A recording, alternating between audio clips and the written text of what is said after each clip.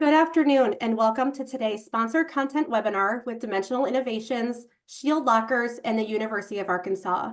I'm Kara Dietzel, Vice President at NACDA, and we're glad to have you with us. Dimensional Innovations is an experienced design firm with a nearly 30-year track record of helping their clients create remarkable experiences. Moderating our discussion today is Eric Buckels, Associate Account Director for College and Pro Sports at Dimensional Innovations. Before we begin, a quick reminder for our attendees to utilize the Q&A button at the bottom of your Zoom window to submit your questions throughout the discussion, as we do have time allotted at the end to answer them. An email will be sent out later today to all registered attendees with a link to today's recording. And with that, I'm going to hand things over to Eric to introduce our panelists. Thank you, Kara. Danny, Justin, and I are extremely excited about today. Long time coming, and it should be a fun conversation about locker rooms and modern day athletic facilities within collegiate athletic facilities. So without further ado, the game plan for today is really to give a couple of quick overviews about both Dimensional Innovation, Shield Lockers, and hear in more detail about the University of Arkansas and the work that they've been doing on campus there. And then really hopefully provide some valuable information that Danny and his team has been doing around analytics, both around the design of the locker rooms themselves and then the individual lockers and where those trends are going. So if we could flip over to the start of our presentation, we'll get this thing rolling. And if I could probably speak for Justin and Danny and myself, that's about as formal as we can be the first 90 seconds or so of this presentation. So from here on out, this is going to be a little bit more of a conversation and just talking shop about locker rooms and what's going on campus. So give it another second to pull up the presentation.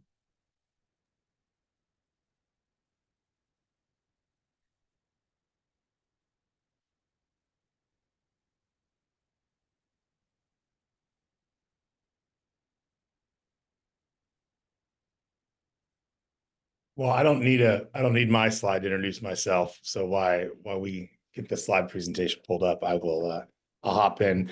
My name is Danny Lewis. I'm Director of Sports Sales here at Shield Lockers.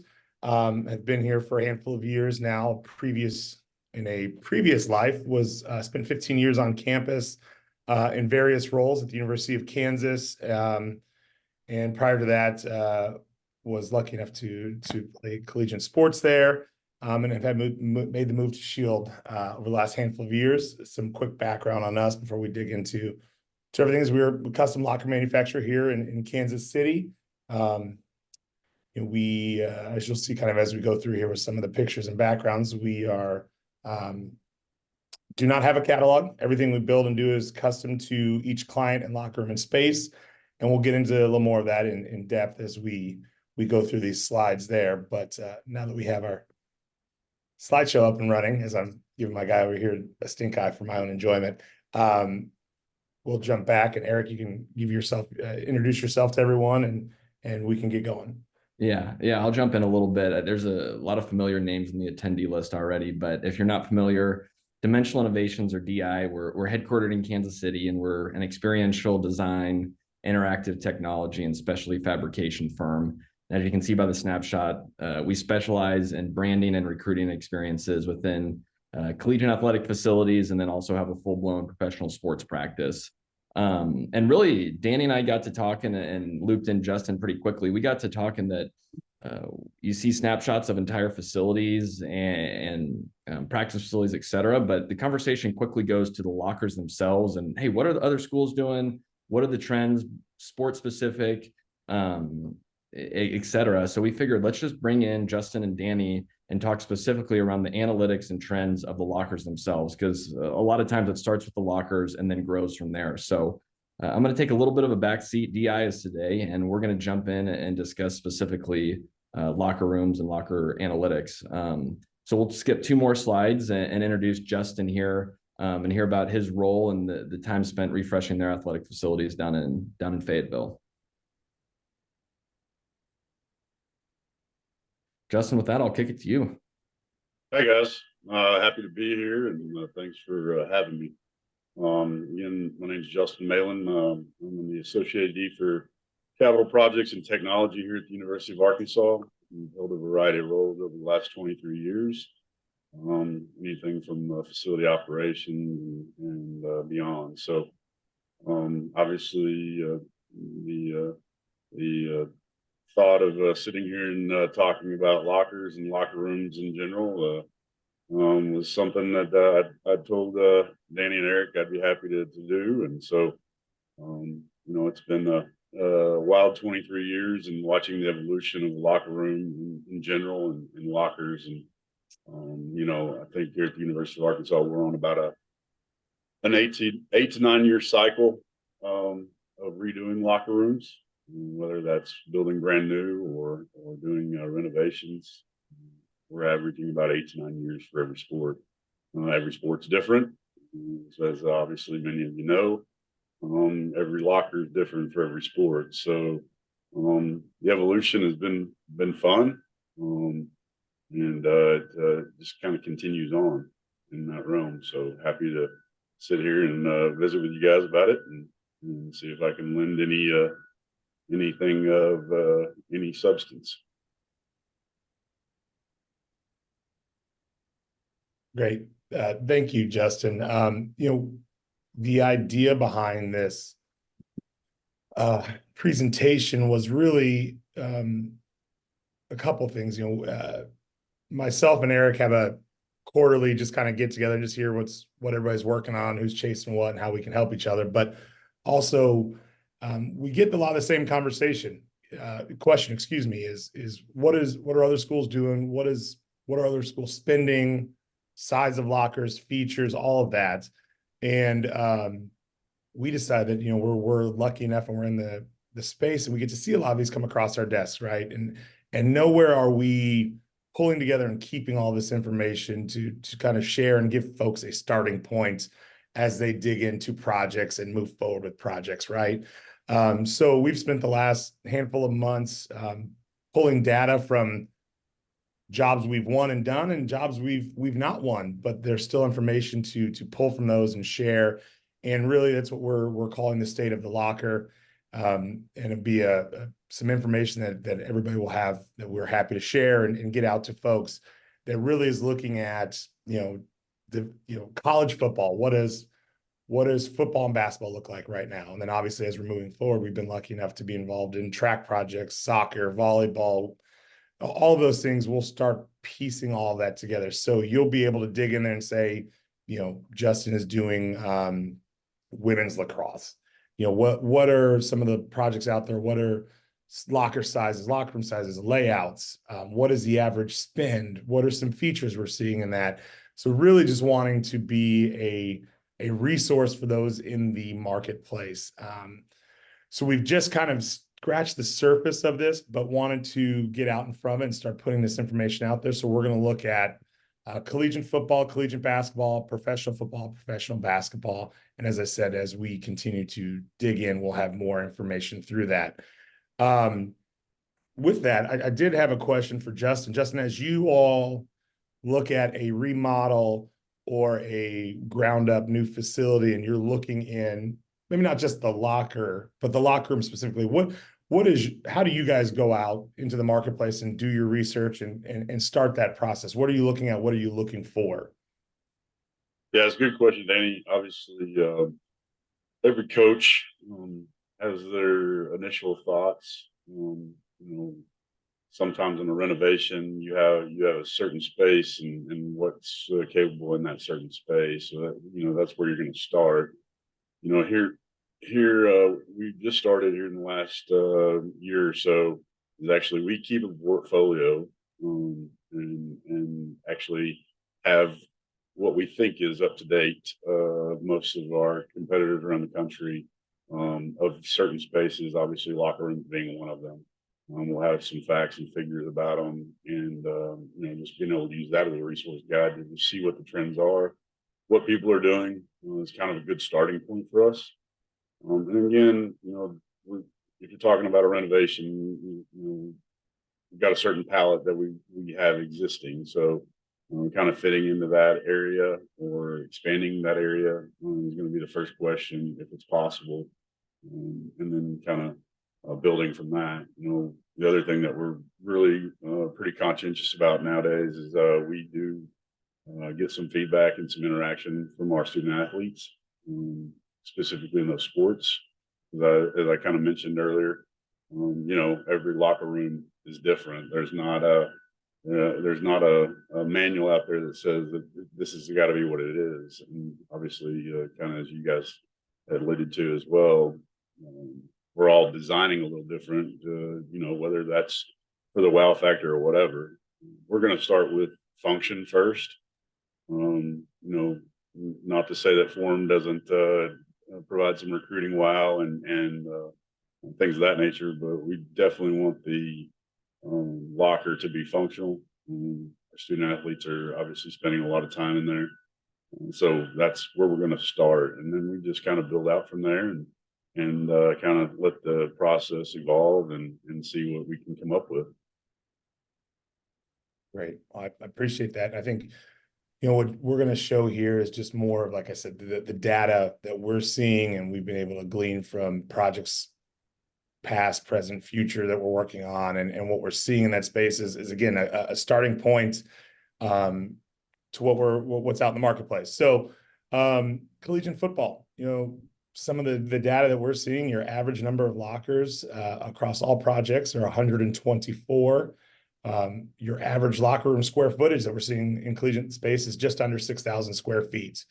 What you'll see on the pie graph, the circle graph on the other side, you'll see just percentage of you know, what kind of space we're seeing. How are they laying them out? Is it an oval? Is it, you know, outer perimeter with rows in the middle? Is it an open setup, or is it an aisleway on one side or the other and then rows shooting off of it? Again, we will continue to dig, and this is a ever-changing database that will have features and what have you in it that we'll continue to do. And at some point you'll be able to hop in and, you know, I saw my guy Larry Hare on here. You know, if KU basketball is redoing their locker room, they can see, you know, sort of down to what are Big 12 schools doing and that sort of thing. So collegiately, we're seeing an average cost for football at $5,200 a locker. I will say that is, you know, some caveats to the pricing.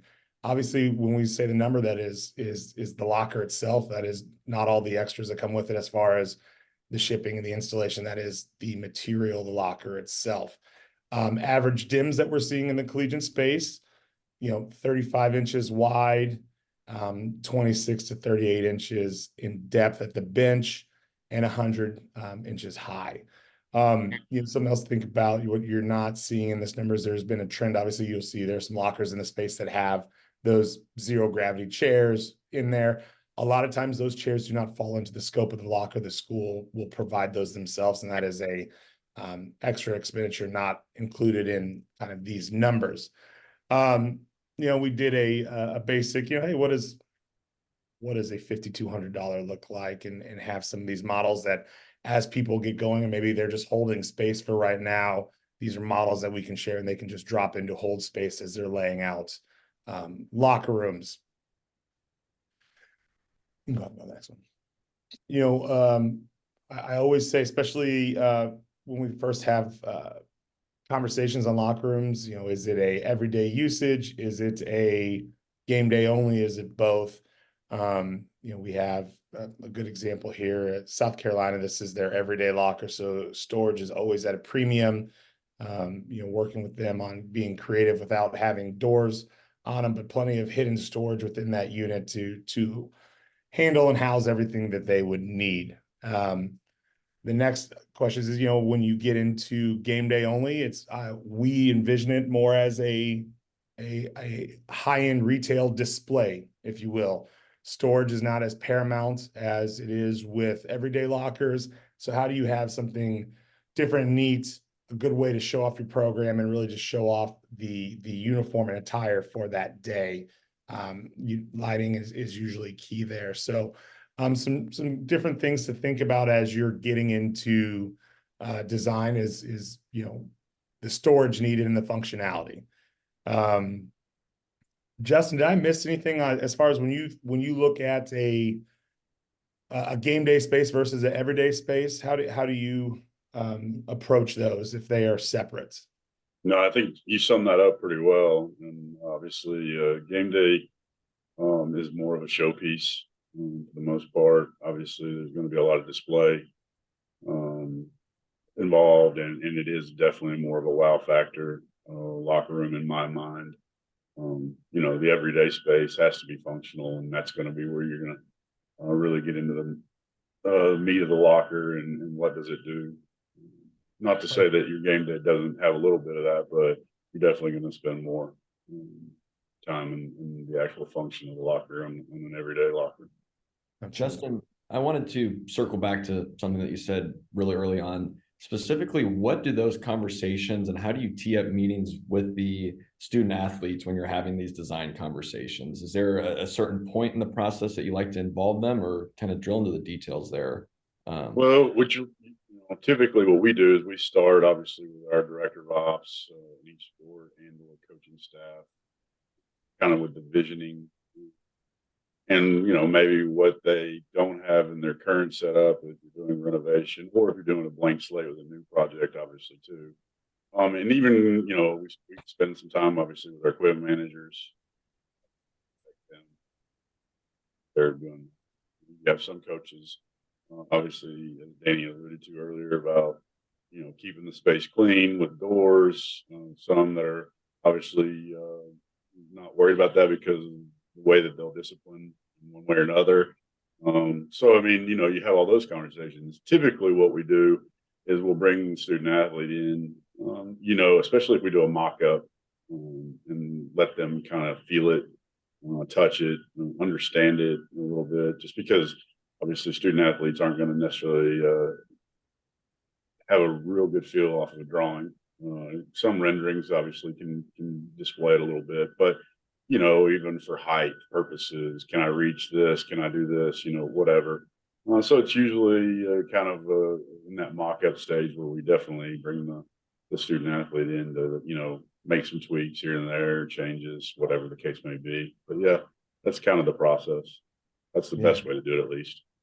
Yeah, I think you brought up a good point that I always like to tell people is talk to your equipment team. They understand what they need in that space more than anybody. And I'm always blown away sometimes when we get into after we've put a locker in, the equipment guys and saying that they were not consulted or didn't have a say. So I always would say talk to equipment because they do have a good idea of the best usage of how their guys use the space. They're in it every day, what they need to store in it. It's always a valuable resource for folks to have. Well, if you think about it, they touch it more than anybody except maybe the student. Better than I would say. 100%. Keep moving into collegiate basketball.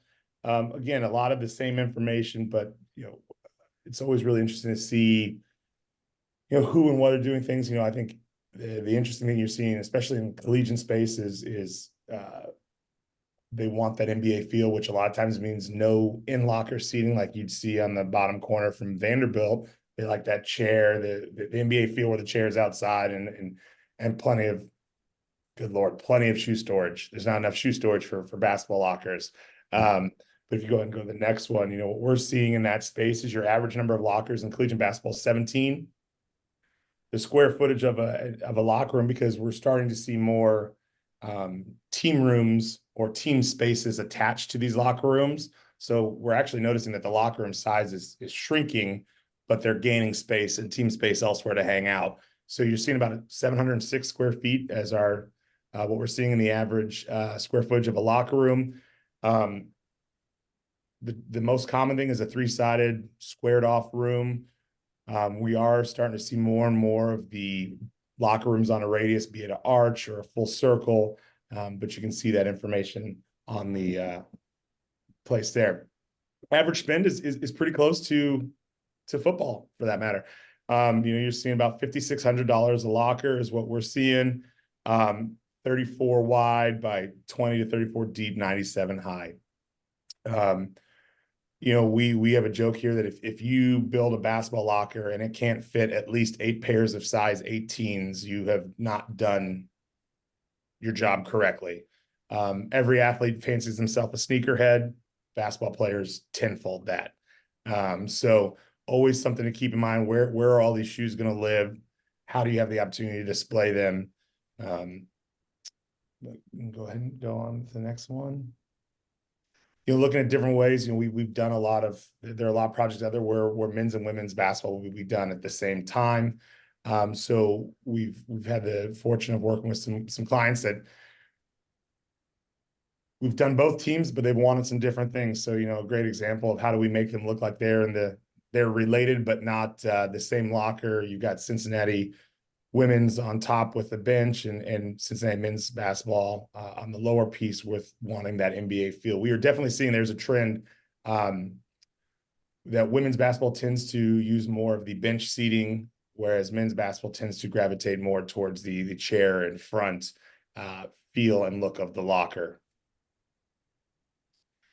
Again, this is a good example of what I mean when we're seeing locker rooms get a little bit smaller because there is team space out there. North Carolina women's basketball, just a straight aisle locker room space, as they have team spaces attached to it and decided to maximize that space in there and looking at ways to display their partnership with Jumpman and display the shoes. Danny, I might jump in. Question Yeah. from the chat. Perhaps I'm not a D1 SEC or Big 12 school, but I still want to update my basketball locker room. What, if it's kind of an automatic 5,000-6,000, not going to happen. Where do you go from an advice standpoint there to get the most value, but still have really high class lockers?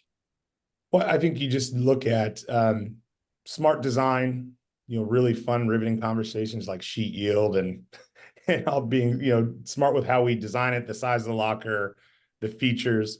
I think there are still plenty of examples out there in that world that, you don't have to. Yes, the average is $5,600. I could show you that $5,600 locker. I could tell you right now a way to make it $2,000 less a unit right away. So I think there are ways in which to have those conversations, and I think a lot of it is being forthright and out there with what things cost, so people can make the decision for them. I always tell them I'm not here to tell you how to spend your money. I'm just here to tell you how it costs and how you can navigate those conversations. So I think yes, that's the average, but there are ways to deliver a great product that's at not that premium cost that you're seeing out there. And I will say you are definitely seeing an increase in width in basketball lockers, collegiately and professionally. We're starting to see those things get wider and wider. We're working on a unnamed professional job right now where their basketball locker is almost 6 feet wide. Wow. Which is pretty crazy. Wanted to be cognizant of everybody's time, so we have time to have Q&A and some questions at the end. We're going to touch on professional football a little bit, what we're seeing in that area.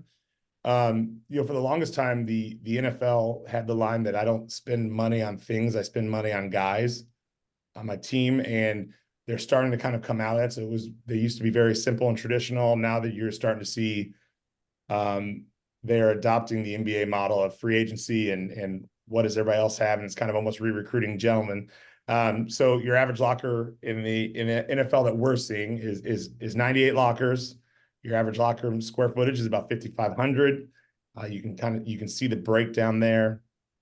They are spending a little bit more per locker at 6,300. You can see dimensionally there, 38 wide, 24, 39, and 98 high. We'll jump into some examples there. Again, where we're seeing a lot of the remodels happening are in a lot of these new stadiums. So a lot of game day lockers and what have you, just keeping it simple and clean, something highly functional, areas that their equipment guys can change in and out quickly. Professional basketball definitely is ahead of the curve in the sports world on spending some money on lockers. Free agency has become a big recruiting tool for these teams, and we get a lot of asks that especially in the Power 5 world of I want a professional feeling locker room. What does that mean? Well, on the next slide you'll get an idea of kind of what that means and what that looks like. Average locker is 17. Well, the new CBA came out. That number is increasing, so that will go up. but your average locker room space is almost 1,900 square feet, mainly because they don't have the team space. Their guys use their locker room and they're in and out, so they have a larger space than you would see in the collegiate side. Your average locker in the NBA is $13,000. Almost 14, excuse me. And you're seeing the lockers are a little bit wider, and definitely taller. Again, utilizing the premium of shoe storage. That's the age-old tale with the equipment guys, even in the NBA, is I've got to get these shoes and boxes off the floor and into a locker somewhere. So with a lot of these NBA teams, you're seeing the request to be able to hold 12 to 15 pairs of shoes, as well as a space to display and show off if one of the athletes has a signature shoe. A lot of ways they can look. What we're seeing in the NBA now is a lot of the new facilities are arena and training facility together. Obviously, Golden State Warriors are one, the LA Clippers are building one, and there are a few more out there where these lockers not only serve the game day purpose and need to have that showcase feel, but also they have to live in these every day. So you're seeing some different requests for some integrated technology, which we'll touch on later, and larger lockers for more storage and ability to, for lack of a better term, build scenes. What does it look like on game day compared to everyday time to work?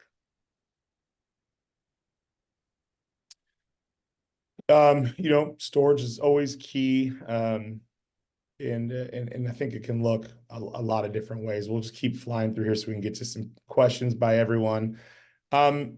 Future locker design, and Justin, I'll let you chime in too here after I get done blabbing. What we're seeing a lot of requests for, like we talked about, is shoe storage. I think with folks, apparel deals, they're seeing more gear and more shoes than ever before. How do we keep that clean? How do we make sure everything has a space? How are you coming up with creative ways to store the shoes, display them? We are in the day and age of, you are still recruiting your high school kids as always. You're re-recruiting your team now at the end of the year, and you're possibly recruiting kids from other universities who are in the portal that have seen a lot. So how do you stand out? How do you offer something that they haven't seen? So we're always getting interesting requests for future design. We've done, you're seeing smart tint installed in glasses where it can be a display case. 1 second, you can hit a button and the whole case goes opaque and you can't see in. Integrated tech as far as nameplates go, a screen up top where your equipment manager can manage that nameplate from their phone. If they get a text at 8 o'clock at night that we've got a recruit or a possible transfer showing up tomorrow morning, we need to have a locker set, they can change that nameplate from their phone for that hour that kid's in the locker room to be that kid's locker set up for them. And then as soon as whatever time you schedule, 9, 10 o'clock that they leave, it switches back over to the permanent nameplate. Power, charging, lights, fans, all of that is out there. You're starting to see more requests for, this is not the locker itself, but in the locker room, you're seeing requests for sleeping pods and areas for athletes to rest and recharge. So it's an interesting new world, and I'm kind of excited to see where it goes and where we take it. But Justin, what are you seeing as things that you guys are hearing from your student athletes that you all are looking at, or things they'd like to start seeing, or questions you've gotten from them as you guys get into what's new and out there? Well, I think you touched on a lot of them. Honestly, technology every day seems to be changing as far as even integrating into lockers. A couple of you mentioned the nameplates and things of that nature. We're starting to do lighting scenes for different aspects, whether it's a recruiting night or an everyday functional, or just a tour related or whatever. So we're doing that a little bit. USB ports obviously are becoming pretty much a standard for phone purposes. Lockable space, individual locks and things of that nature that I've even seen now some. We haven't integrated any yet, but the lockable space by your phone, So a lot of little things here and there, but you can touch on a lot of it. It's just doesn't seem like it's going to stop. Yeah, that's helpful. Danny, you ready for some questions or?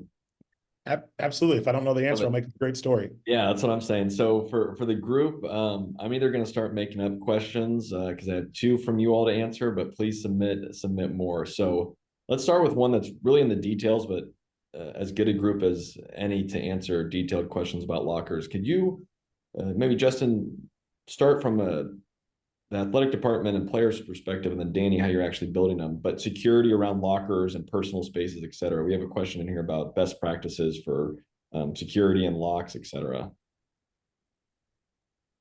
Sure. Obviously we're integrating some type of security piece to them on the everyday lockers and even in game day lockers. It gives them a space to lock up their personal valuables, whether it's their phone, wallet, jewelry, anything of that nature. We individualize those obviously with their own codes. They get to pick them. We do have master key overrides, of course. We at the University of Arkansas started going to more of the mechanical lock versus the battery operated. Just that's kind of a personal preference by our equipment managers. Obviously, replacing batteries, things of that nature. The other piece to that is that we typically will do some type of a grommet hole out of the lockable space so they can actually either, if the power is outside or inside, one way or the other. Also gives them the ability to charge something bigger like a laptop or a computer or something if the outlet's actually in the lockable space. So just one little feature that we've kind of started to add in most of our builds. So that's kind of the summary of what we do here for the lockable spaces. Yeah, I'll tag on to that. I think, we are kind of agnostic on what lock we use. If our standard lock we use is Zephyr digital locks.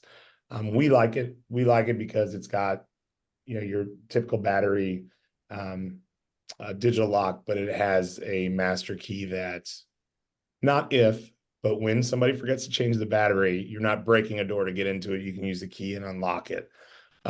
You are seeing folks like Justin who are, you've got hundreds and hundreds and hundreds of lockers and locks, not wanting to mess with what we just talked about. Somebody, maybe a battery going too long and you're having to deal with that.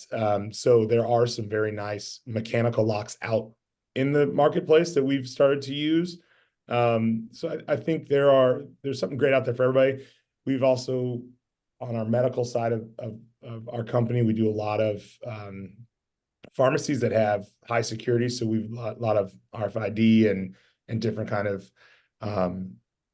key card locks. We've also explored digital keys like you would get at your hotel that your student athletes can have on their phone and walk up and tap and unlock their locker. So lots of different ways to go. I think it becomes a question of budget, preference, that sort of thing. Love it. One more quick one, kind of in the details. A lot of football lockers have full venting systems, et cetera. Are you seeing venting going into basketball lockers and others?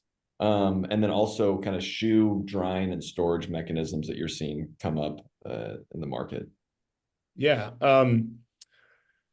There are a couple schools of thought in the airflow world, right? There is the passive way where we've got some perforations and whatever air is in the space and whatever mechanicals working in there, it handles it.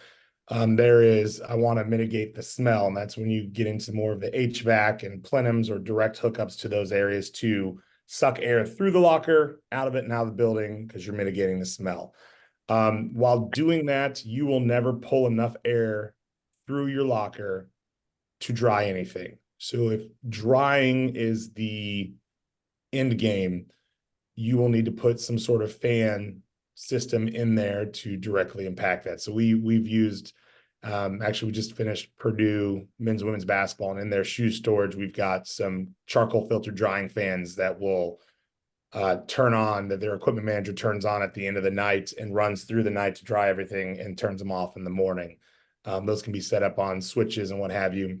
We've done other ones where I'm trying to think the example. Northwestern Cross Country has essentially two pegs that they can put their running shoes right onto, drying pegs, and they will blow air through and dry those out. So a lot of it comes down to, again, you know, what are you trying to accomplish?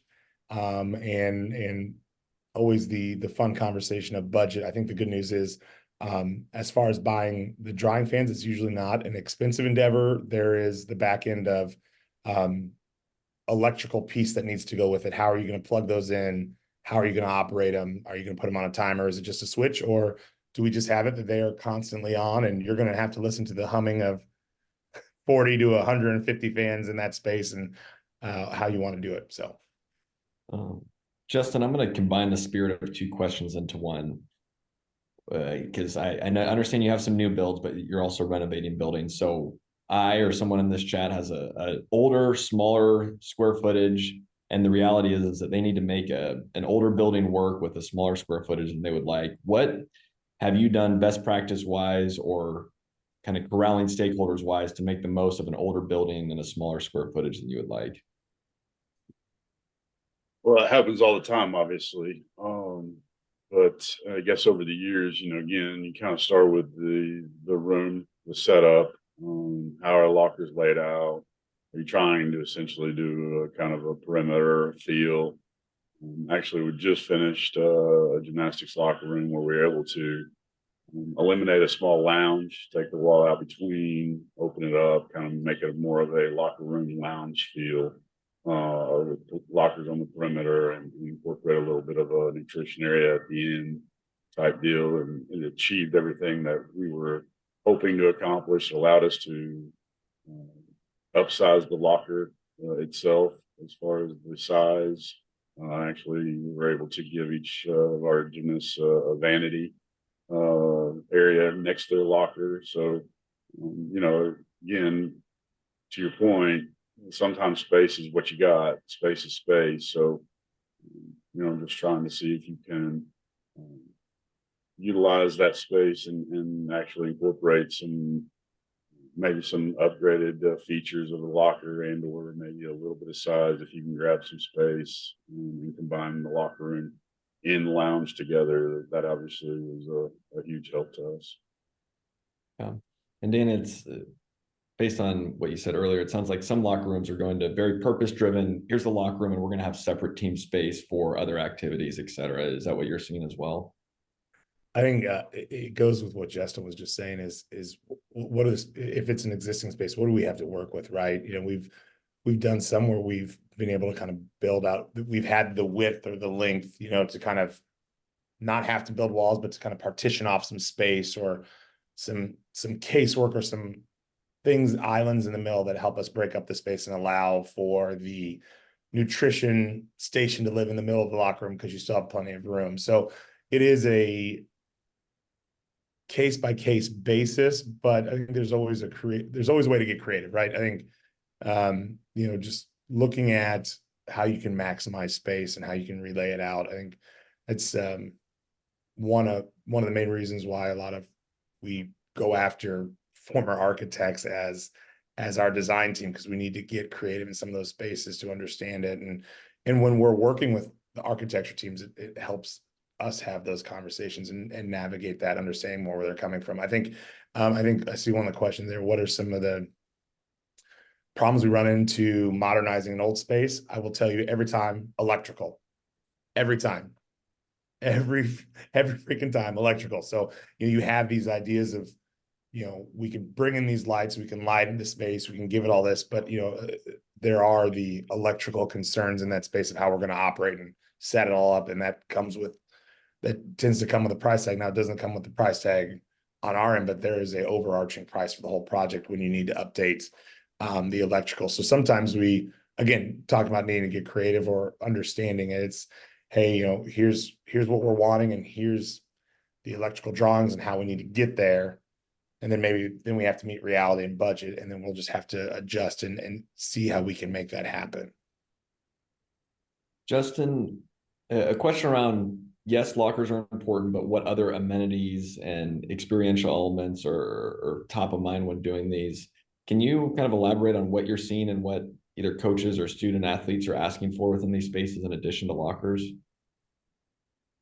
Yeah, I mean, it's everything. Again, kind of goes back to the point about sports being different and how they utilize their locker room versus their locker room lounge combo. If they spend more time in their lounge, you know, who in their right mind 23 years ago thought we'd be building barbershops and adjacencies to locker rooms or even within locker rooms. That one threw me for a loop back in the day. You know, ping pong tables and pool tables, lounge furniture. I'm starting to, you know, do more of a large video aspect. Whether you got 3 or 4 TVs and you can display different things, messaging for daily routines. You know, integrated vanities into lockers. So it was obviously a new one for me a little bit. And let's see what else. You know, sound systems. Obviously, we spend probably more money on audio in locker rooms nowadays than we ever thought we were going to, with individualized control for the student athletes, and within reason, of course, we will set levels and things of that nature. But in the background, those are just some that jump out at me right away. Yeah. Yeah, I'll maybe add on, because that's a little bit of a softball for how DI helps in these spaces, is that ceiling elements, custom lighting, and any of the gear displays or experiential branding is absolutely an important component and overlay in addition to the lockers. And unfortunately is not an insignificant light item in a project. So oftentimes, Justin, I imagine you do the same thing, you know, having a conversation with Danny about shield locker budget setting specifically, but then also not forgetting that there are other costs associated, as simple as carpet and paint, but as complex as if you want to do a Hall of Fame or recruiting display within the facility itself, or as you're walking into the locker room, are things to factor in just as early on as the lockers.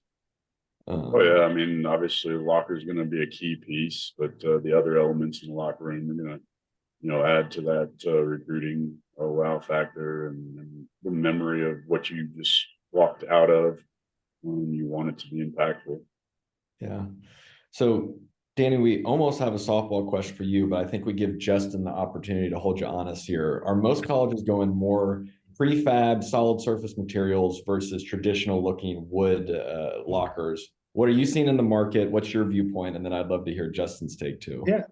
Well, my viewpoint will come as no surprise to Justin. I'm not going to let him get me, but I think here's the great news, guys. There are really good companies out there doing great work, and I think the nice part is, in our world, depending on your design taste, materiality, all that stuff, there are good choices out there.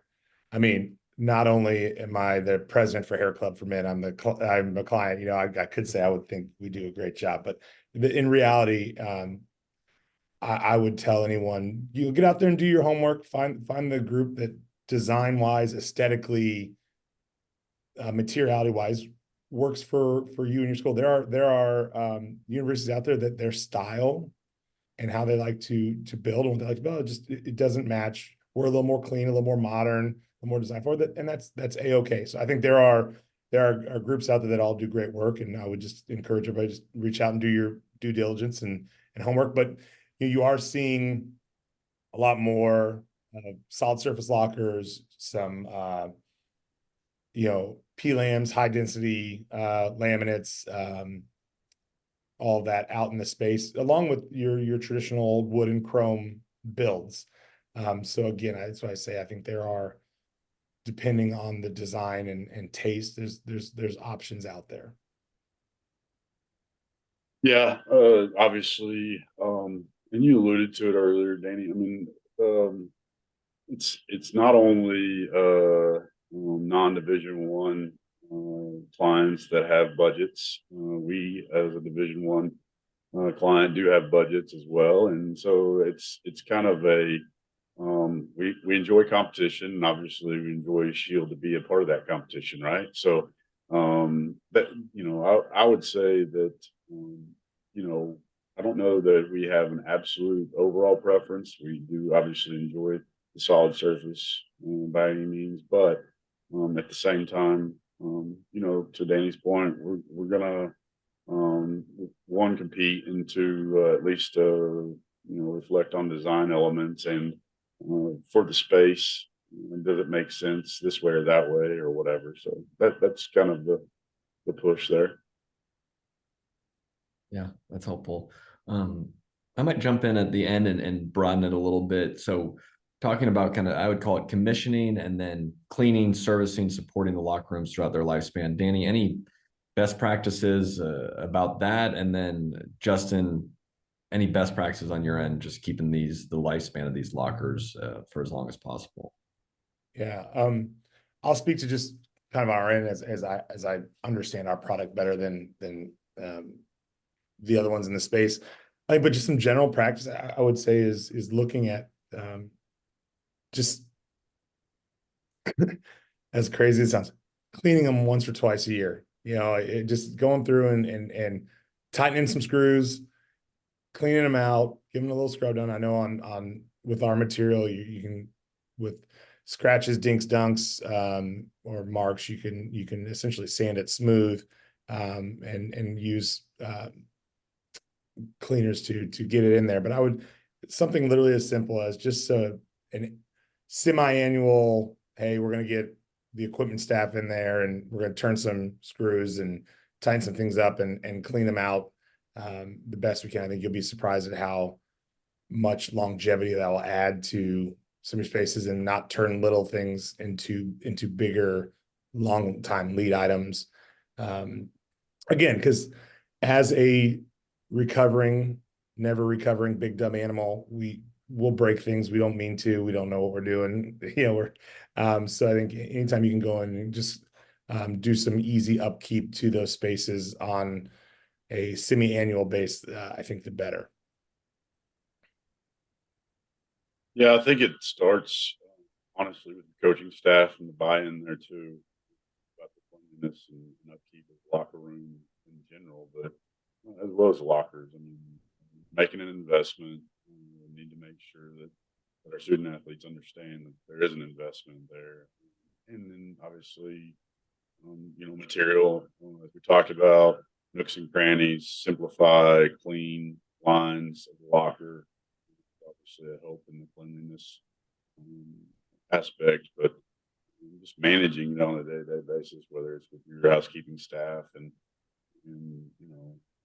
kind of to Danny's point, 1 or 2 times a year, you got to do pretty good thorough management of it and go through and check everything and clean it from top to bottom. So Yeah, got a new person coming in, it's just like an office, and give it a once over or whatever. yeah, love it. Well, certainly have time for final thoughts, but I have kind of one big picture question that I'll maybe pose to the group, and I'll provide maybe a thought on as well. But we've seen the arms race of collegiate athletic facilities ramp up for the past 20 years, and locker rooms keep getting bigger, cooler, more sophisticated. With the changing climate of everything that's going on in collegiate athletics, transfer portal, or NIL, et cetera, when you're looking 3-5 years out, does the rate of these facilities improving and getting even more elaborate continue? And you can interpret that however you wish, whether it's locker specific, locker rooms as a whole. What do you see coming over the next 3 to 5 years when it comes to these spaces? Justin and then Danny. Well, I would tell you that at least in my shoes, I'm looking at it pretty conservatively right now, understanding where we're spending our dollars, kind of the state of college athletics, and kind of a wait and see mentality a little bit. It doesn't mean that we're not going to keep pressing forward with trying to make tweaks and advancements and everything else. But I do think it goes without saying that we're in some uncertain times, and what the future of our revenue models and things of that nature are, at least on the table. So again, not gonna sit back and not do anything, but I think we're gonna at least start questioning some of the things maybe that we've done in the past, as far as some overly aggressive builds or whatever. So maybe the locker room still is part of that as well. So we'll see. I think the next few months will probably help define a lot of it for all of us. Yeah, absolutely. Danny? It's funny you say, because I remember sitting at NACDA this summer, and one of the sessions was, or I can't remember if it was the session or a speaker said it, that NIL is the new locker room. And that was interesting and terrifying as your local friendly locker guy, but I hadn't thought of it that way, right? So I don't know if there's an answer for that, Eric. Truthfully, I really don't. It'll be interesting to see, just like Justin said, how it plays out. But I do know we are still in the age of, like we said earlier, I'm re-recruiting my team every year. I'm still recruiting high school kids, and I'm recruiting kids who have seen some stuff. Now, maybe that doesn't impress them, because usually when you're, if you're 22 looking at a new place, you're looking at it for different reasons than when you were 17, right? I don't think anybody has the answer to that. I think what has been an interesting revelation coming out of, the last couple of years and all this is we've seen a huge uptick in Olympic sport and traditionally non-revenue sports renovating locker rooms and spaces. That's been really, to me, that's been really cool to see. I think schools are realizing that there are some of those sports that they thought couldn't make them money can, and also are worth the investment, because they are still dealing with the same thing of retention, recruitment, and all of that. So I saw a question there from Matt about collegiate and pro soccer lockers, and what they're spending. And you're seeing that across all of those, Olympic, soccer, softball, volleyballs, track and fields, all of that stuff. You're starting to see these projects come through. Lacrosse, we're starting to see more and more lacrosse projects than ever. So that's been the pleasant surprise of all this, getting to do some of these locker rooms for athletes that are deserving and have worked just as hard as everybody else. So that's been really cool to see come out of this. Matt, to answer your question, I've seen them at $2,000 a piece, all the way up to 3,500, and some of the pro soccer ones get up into the fives. So there's your quick answer to that one, Matt. But getting back to the first part of the question, we don't know, but I do know that you're still going to have to recruit, retain, and hit the portal in some form or fashion. So I don't think it will completely go away. Now, as Justin said, maybe it tweaks and changes, and it's not as out there as it has been. But time will tell. I mean, at the end of the day, guys, you still need a home away from the home, right? So, Yeah. I mean, locker rooms where they do it, and that's not going to go away. Yeah, still a sacred place in sports, no matter what. Well, this has been a great conversation today. Justin or Danny, any closing thoughts before I wrap this thing up? Thank you for joining us. I've talked too much. Yeah. Feel free to shoot myself or Danny a note. I'm not going to offer Justin's email or personal time up in that manner, but we enjoyed the hour that we spent together. Hopefully this was a good session and you learned a little something. So really appreciate you taking the time. Hey, thanks for having me, guys. And as far as that's concerned, I'm happy to help anybody. So you're welcome to share that with anybody. That's part of the gig in my world, is I think that we all try to help each other. Perfect. Well, if anybody's like me and get off this call and have 26 questions, reach out. Happy to help. Happy to share that information we shared today. Thank you again. Great. Happy holidays, everyone.